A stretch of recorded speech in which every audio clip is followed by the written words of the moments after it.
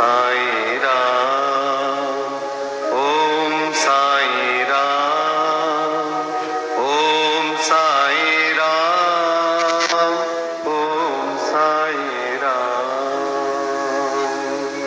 श्री साई सचरित्र अध्याय 48। सद्गुरु के लक्षण। पहला श्री शेवड़े और दूसरा श्री सपड़नेकर व श्रीमती सपड़नेकर। तीसरा संतति दान। अध्याय प्रारंभ करने से पूर्व किसी ने हेमाड़पंत से प्रश्न किया कि साईं बाबा गुरु थे या सद्गुरु। इसके उत्तर में हेमाड़पंत सद्गुरु के लक्षणों का निम्न प्रकार वर्णन करते हैं। सद्गुरु के लक्षण। जो वेद और वेदांत तथा 6 शास्त्रों के शिक्षा प्रदान करते, ब्रह्मविद विषयक मधुर व्याख्यान देने में पारंगत हो तथा जो अपने श्वासोश्वास क्रियाओं पर नियंत्रण कर सहज ही मुद्राएं लगाकर अपने शिष्यों को मंत्रोपदेश दे, निश्चित अवधि में यथोचित संख्या का जाप करने का आदेश दे और केवल अपने वाक्य चातुर्य से ही उन्हें जीवन के अंतिम अध्याय का दर्शन कराता हो तथा जिसे स्वयं आत्म साक्षात्कार न हुआ हो वह सद्गुरु नहीं, वरन जो अपने आचरणों से लौकिक व पारलौकिक सुखों से विरक्ति की भावना का निर्माण कर हमें आत्मानुभूति का रसास्वादन करा दे तथा जो अपने शिष्यों को क्रियात्मक और प्रत्यक्ष ज्ञान आत्मानुभूति करा दे उसे ही सद्गुरु कहते हैं। जो स्वयं ही आत्म साक्षात्कार से वंचित हैं वे भला अपने अनुयायियों को किस प्रकार अनुभूति करा सकते हैं। सद्गुरु स्वप्न में भी अपने शिष्य से कोई लाभ या सेवा शिक्षा की लालसा नहीं करते, वरन स्वयं उनकी सेवा करने को ही उदित रहते हैं। उन्हें यह कभी भी भान नहीं होता है कि मैं कोई महान हूँ या मेरा शिष्य मुझसे तुच्छ है, अपितु उसे अपने ही सदर्श या ब्रह्मस्वरूप समझा करते हैं। सद्गुरु की मुख्य विशिष्टता यह है कि उनके हृदय में सदैव परम शांति विद्यमान रहती है। वे कभी अस्थिर या अशांत नहीं होते और न उन्हें अपने ज्ञान का ही लेश मात्र गर्व होता है। उनके लिए राजा, रंक, स्वर्ग, अपवर्ग सब एक ही समान है। हेमाड़पंत कहते हैं कि मुझे गत जन्मों के शुभ संस्कारों के परिणाम स्वरूप श्री साईं बाबा सदृश सद्गुरु की चरणों की प्राप्ति तथा उनके कृपा पात्र बनने का सौभाग्य प्राप्त हुआ। वे अपनी युवावस्था में चिलम के अतिरिक्त कुछ संग्रह न किया करते थे। न उनके बाल बच्चे तथा मित्र थे, न घर बार था और न उन्हें किसी प्रकार का आश्रय प्राप्त था। 18 वर्ष की अवस्था से ही उनका मनोनिग्रह बड़ा विलक्षण था। वे निर्भय होकर निर्जन स्थानों में विचरण करते एवं सदा आत्मलीन रहते थे। उनका कथन था, मैं सदा भक्त के पराधीन रहता हूँ। जब वे शरीर में थे उस समय भक्तों ने जो अनुभव किए उनके समाधिस्थ होने के पश्चात आज भी जो उनके शरणागत हो चुके हैं उन्हें उसी प्रकार के अनुभव होते हैं। भक्तों को तो केवल इतना ही यथेष्ट है कि यदि वे अपने हृदय को भक्ति और विश्वास का दीपक बनाकर उसमें प्रेम की ज्योति प्रज्वलित करें तो ज्ञान ज्योति आत्म साक्षात्कार स्वयं प्रकाशित हो उठेगी। प्रेम के अभाव में शुष्क ज्ञान व्यर्थ है। ऐसा ज्ञान किसी को भी लाभप्रद नहीं हो सकता। प्रेम के अभाव में संतोष नहीं होता, इसलिए हमारा प्रेम असीम और अटूट होना चाहिए। प्रेम की कीर्ति का गुणगान कौन कर सकता है जिसकी तुलना में समस्त वस्तुएं तुच्छ जान पड़ती हैं। प्रेम रहित पठन पाठन सब निष्फल है। प्रेमांकुर के उदय होते ही भक्त वैराग्य, शांति और कल्याण रूपी संपत्ति सहज ही प्राप्त हो जाती है। जब तक किसी वस्तु के लिए प्रेम उत्पन्न नहीं होता तब तक उसे प्राप्त करने की भावना ही उत्पन्न नहीं होती। इसलिए जहाँ व्याकुलता और प्रेम है वहाँ भगवान स्वयं प्रकट हो जाते हैं। भाव में ही प्रेम अंतर्निहित है और वही मोक्ष का कारणीभूत है। यदि कोई व्यक्ति कलुषित भाव से भी किसी सच्चे संत के चरण पकड़ ले तो भी यह निश्चित है कि वह अवश्य तर जाएगा। ऐसी ही कथा नीचे दर्शाई गई है। श्री शेवड़े अक्कलकोट सोलापुर जिला के श्री सपटनेकर वकालत का अध्ययन कर रहे थे। एक दिन उनकी अपनी सहपाठी श्री शेवड़े से भेंट हुई। अन्य और भी विद्यार्थी वहां एकत्रित हुए और सब ने अपने अपनी अध्ययन संबंधी योग्यता का परस्पर परीक्षण किया। प्रश्नोत्तरों से विदित हो गया है कि सबसे कम अध्ययन श्री शेवड़े का है और वे परीक्षा में बैठने के अयोग्य है। जब सब मित्रों ने मिलकर उनका उपहास किया तब शेवड़े ने कहा कि यद्यपि मेरी अध्ययन अपूर्ण है तो भी मैं परीक्षा में अवश्य उत्तीर्ण हो जाऊंगा। मेरे साईं बाबा ही सबको सफलता देने वाले हैं। श्री सपटनेकर को यह सुनकर आश्चर्य हुआ और उन्होंने श्री शेवड़े से पूछा कि यह साईं बाबा कौन है जिनका तुम इतना गुणगान कर रहे हो। उन्होंने उत्तर दिया कि वे एक फ़कीर हैं जो शिरडी अहमदनगर की एक मस्जिद में निवास करते हैं। वे महान सत्पुरुष हैं। ऐसे अन्य संत भी हो सकते हैं परंतु वे उनसे अद्वितीय हैं। जब तक पूर्ण जन्म के शुभ संस्कार संचित ना हो तब तक उनसे भेंट होना दुर्लभ है। मेरी तो उन पर पूर्ण श्रद्धा है। उनके श्रीमुख से निकले वचन कभी असत्य नहीं होते। उन्होंने ही मुझे विश्वास दिलाया है कि मैं अगले वर्ष परीक्षा में अवश्य उत्तीर्ण हो जाऊंगा। मेरा भी अटल विश्वास है कि मैं उनकी कृपा से परीक्षा में अवश्य ही सफल पाऊंगा। श्री सपटनेकर को अपने मित्र के ऐसे विश्वास पर हंसी आ गई और साथ ही श्री साईं बाबा का भी उन्होंने उपहास किया। भविष्य में जब शेवड़े दोनों परीक्षाओं में उत्तीर्ण हो गए तब सपटनेकर को यह जानकर बड़ा आश्चर्य हुआ। श्री सपटनेकर परीक्षा में उत्तीर्ण होने के पश्चात अक्कलकोट में रहने लगे और वहीं उन्होंने अपनी वकालत प्रारंभ कर दी। 10 वर्षों के पश्चात सन 1913 में उनके इकलौते पुत्र की गले की बीमारी से मृत्यु हो गई जिससे उनका हृदय विचलित हो उठा। मानसिक शांति प्राप्त करने हेतु उन्होंने पंढरपुर, गणगापुर और अन्य तीर्थ स्थानों की यात्रा की परंतु उनकी अशांति पूर्ववत ही बनी रही। उन्होंने वेदांत का भी श्रवण किया परंतु वह भी व्यर्थ ही सिद्ध हुआ। अचानक उन्हें शेवड़े के वचनों तथा श्री साईं बाबा के प्रति उनके विश्वास की स्मृति हुई और उन्होंने विचार किया कि मुझे भी शिरडी जाकर बाबा के दर्शन करना चाहिए। वे अपने छोटे भाई पंडित राव के साथ शिरडी आए। बाबा के दर्शन कर उन्हें बड़ी प्रसन्नता हुई। जब उन्होंने समीप जाकर नमस्कार करके शुद्ध भावना से श्रीफल भेंट किया तो बाबा तुरंत क्रोधित हो उठे और बोले कि यहाँ से निकल जाओ। सपटनेकर का सिर झुक गया और वे कुछ हटकर पीछे बैठ गए।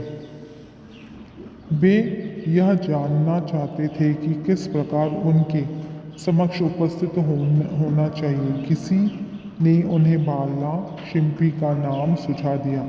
सपटनेकर उनके पास गए और उनसे सहायता करने की प्रार्थना करने लगे।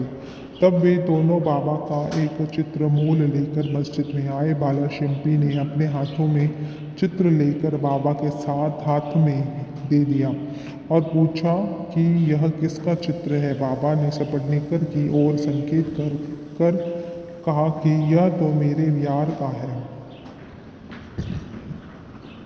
यह कहकर वे हंसने लगे और साथ ही सब भक्त मंडली भी हंसने लगी। बाला शिंपी के संकेत पर जब सपटनेकर उन्हें प्रणाम करने लगे तो वह पुनः चिल्ला पड़े कि बाहर निकलो। सपटनेकर की समझ में नहीं आता था कि वे क्या करें। तब वे दोनों हाथ जोड़कर प्रार्थना करते हुए बाबा के सामने बैठ गए, परंतु बाबा ने उन्हें तुरंत ही बाहर निकालने की आज्ञा दी। वे दोनों बहुत ही निराश हुए। उनकी आज्ञा कौन टाल सकता था। आखिर सपटनेकर खिन्न हृदय शिरडी से वापस चले गए। उन्होंने मन ही मन प्रार्थना की कि हे साईं, मैं आपसे दया की भिक्षा मांगता हूँ। कम से कम इतना ही आश्वासन दे दीजिए कि मुझे भविष्य में कभी न कभी आपके श्री दर्शनों की अनुमति मिलेगी। श्रीमती सपटनेकर। 1 वर्ष बीत गया, फिर भी उनके मन में शांति न आई। वे गणगापुर गए, जहाँ उनके मन में अशांति और अधिक बढ़ गई। अतः वे माड़ेगांव विश्राम के लिए पहुंचे और वहां से ही काशी जाने का निश्चय किया।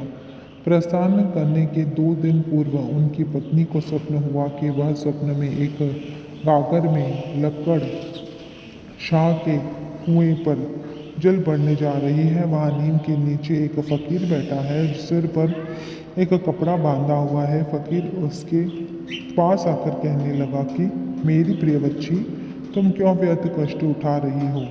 मैं तुम्हारी गागर निर्मल जल से भर देता हूँ। तब फकीर के भय से वह खाली गागर लेकर ही लौट आई। फकीर भी उसके पीछे पीछे चला गया। इतने में ही घबराहट में उसकी निद्रा भंग हो गई और उसने आंखें खोल दी। यह स्वप्न उसने अपने पति को सुनाया। उन्होंने इससे एक शुभ शगुन जाना और वे दोनों शिरडी को रवाना हो गए। जब वे मस्जिद पहुंचे तो बाबा वहां उपस्थित न थे। वे लेंडी बाग गए हुए थे। उनके लौटने की प्रतीक्षा में वे वहीं बैठे रहे। जब बाबा लौटे तो उन्हें देखकर उनकी पत्नी को बड़ा आश्चर्य हुआ क्योंकि स्वप्न में जिस फकीर के उसने दर्शन किए थे, उनकी आकृति बाबा से बिल्कुल मिलती जुलती थी। उसने अति आदर सहित बाबा को प्रणाम किया और वहीं बैठे बैठे उन्हें निहारने लगी। उसका विनम्र स्वभाव देखकर बाबा अत्यंत प्रसन्न हो गए। अपनी पद्धति के अनुसार वे एक तीसरी व्यक्ति को अपने अनोखे ढंग से एक कहानी सुनाने लगे। मेरे हाथ, उधर शरीर तथा कमर में बहुत दिनों से दर्द हुआ करता था। मैंने अनेक उपचार किए, परंतु मुझे कोई लाभ न पहुंचा। मैं औषधियों से उब उठा क्योंकि मुझे उसने कोई लाभ न हो रहा था, परंतु अब मुझे बड़ा अचंभा हो रहा है कि मेरी समस्त पीड़ाओं एकदम ही जाती रहीं। यद्यपि किसी का नाम नहीं लिया गया था, परंतु यह चर्चा स्वयं श्रीमती सपटनेकर की थी। उनकी पीड़ा जैसे बाबा ने अभी कहा सर्वथा मिट गई और वे अत्यंत प्रसन्न हो गए। संतति दान। जब श्री सपटनेकर दर्शन के लिए आगे बढ़ी, परंतु उनका पूर्वोक्त वचनों से ही स्वागत हुआ कि बाहर निकल जाओ। इस बार वे बहुत धैर्य और निम्रता धारण करके आए थे। उन्होंने कहा कि पिछले कर्मों के कारण ही बाबा मुझसे अप्रसन्न हैं और उन्होंने अपना चरित्र सुधारने का और बाबा से एकांत में भेंट करके अपने पिछले कर्मों का क्षमा मांगने का निश्चय किया। उन्होंने वैसा ही किया भी, और अब जब उन्होंने अपना मस्तक उनके श्री चरणों पर रखा तो बाबा ने उन्हें आशीर्वाद दिया। अभी सपटनेकर उनके चरण दबाते हुए बैठे ही थे कि इतने में एक गड़ेरिन आई और अब बाबा के कमर दबाने लगी। तब वे सदैव की भांति एक बनिए की कहानी सुनाने लगे। जब उन्होंने उसके जीवन के अनेकों परिवर्तन तथा उसके इकलौते पुत्र की मृत्यु का हाल सुनाया तो सपटनेकर को अत्यंत आश्चर्य हुआ कि जो कथा वे सुन रहे हैं वह तो मेरे ही है। उन्होंने बड़ा अचंभा हुआ कि उनको मेरे जीवन की प्रत्येक बात का पता कैसे चल गया। अब उन्हें विदित हो गया कि बाबा अंतर्यामी हैं और सबके हृदय का पूरा पूरा रहस्य जानते हैं। यह विचार उनके मन में आया ही था कि गडेरिन से वार्तालाप चालू रखते हुए बाबा सपटनीकर की ओर संकेत कर कहने लगे कि यह भला आदमी मुझ पर दोषारोपण करता है कि मैंने ही इसके पुत्र को मार डाला है। क्या मैं लोगों के बच्चों को प्राण हरण करता हूँ? फिर ये महाशय मस्जिद में आकर अब क्यों चीख पुकार मचाते हैं? अब मैं एक काम करूँगा, अब मैं उसी बालक को फिर से इसकी पत्नी के गर्भ में ला दूँगा। ऐसा कहकर बाबा ने अपना वरद सपटनीकर के सिर पर रखा और उसे सांत्वना देते हुए कहा कि ये चरण अधिक पुरातन तथा पवित्र है। जब तुम चिंता से मुक्त होकर मुझ पर पूरा विश्वास करोगे तभी तुम्हें अपने ध्येय की प्राप्ति हो जाएगी। सपटनीकर का हृदय गदगद हो उठा।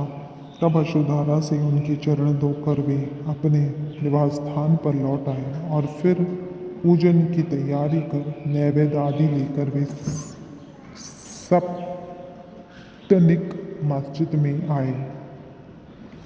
वे इसी प्रकार नित्य नैवेद्य चढ़ाते और बाबा से प्रसाद ग्रहण करते रहे। मस्जिद में अपार भीड़ होते हुए भी वे वहां जाकर उन्हें बार बार नमस्कार करते थे। एक दूसरे से सिर टकराते देखकर बाबा ने उनसे कहा कि प्रेम तथा श्रद्धा द्वारा किया हुआ एक नमस्कार ही मुझे पर्याप्त है।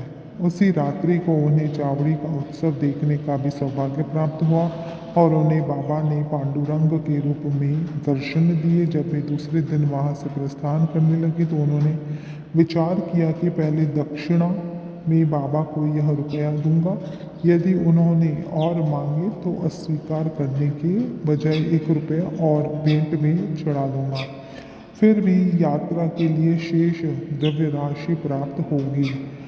जब उन्होंने मस्जिद जाकर बाबा को 1 रुपया दक्षिणा दी तो बाबा ने भी उनकी इच्छा जानकर 1 रुपया उनसे और मांगा। जब सपटनीकर ने उसे सहर्ष दे दिया तो बाबा ने भी उन्हें आशीर्वाद देकर कहा कि यह श्रीफल ले जाओ और इसे अपनी पत्नी के गोद में रखकर निश्चिंत होकर घर जाओ। उन्होंने वैसा ही किया और 1 वर्ष के पश्चात ही उन्हें एक पुत्र प्राप्त हुआ।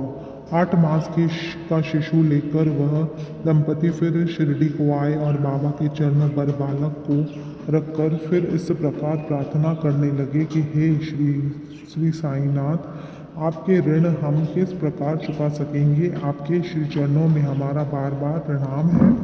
हम दोनों पर आप सदैव कृपा करते रहिएगा, क्योंकि हमारे मन में सोते जागते हर समय न जाने क्या क्या संकल्प विकल्प उठा करते हैं। आपके भजन में ही हमारा मन लीन हो जाए, ऐसा आशीर्वाद दीजिए। उस पुत्र का नाम मुरलीधर रखा गया। बाद में उनके 2 पुत्र भास्कर और दिनकर और उत्पन्न हुए। इस प्रकार सपटनीकर दंपति को अनुभव हो गया कि बाबा के वचन कभी असत्य और अपूर्ण नहीं होते। श्री सद्गुरु साईनाथ परमस्तु शुभम भवतु। श्री सच्चिदानंद सद्गुरु साईनाथ महाराज की जय। श्री सच्चिदानंद सद्गुरु साई करुणानंद महाराज की जय। श्री सच्चिदानंद सद्गुरु जगतगुरु बाल युवराज साई नारायण महाराज की जय। साई लीलावती माता की जय। ओम।